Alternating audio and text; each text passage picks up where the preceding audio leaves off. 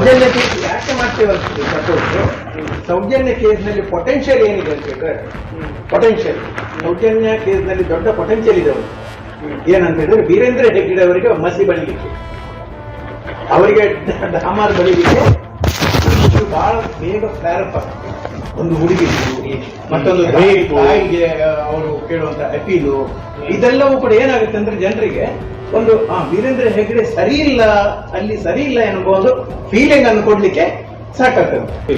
ಆದ್ರೆ Soujanya murder case ನಮ್ಮ ಗುರಿ ಅಲ್ಲ. ಯಾಕಂದ್ರೆ ನಮ್ಗೆ ಸ್ಪಷ್ಟತೆ ಏನಿದೆ ಅಂದ್ರೆ ಏನು ಮಾಡಿದ್ರು ಸಹ ಎಷ್ಟು ತನಿಖೆ ಮಾಡಿದ್ರು ಸಹ ವೀರೇಂದ್ರ ಹೆಗ್ಗಡೆಗೆ ಅದಕ್ಕೆ ಲಿಂಕ್ ಮಾಡ್ಲಿಕ್ಕೆ ಆಗೋದಿಲ್ಲ, ಚಾನ್ಸ್ ಇಲ್ಲ.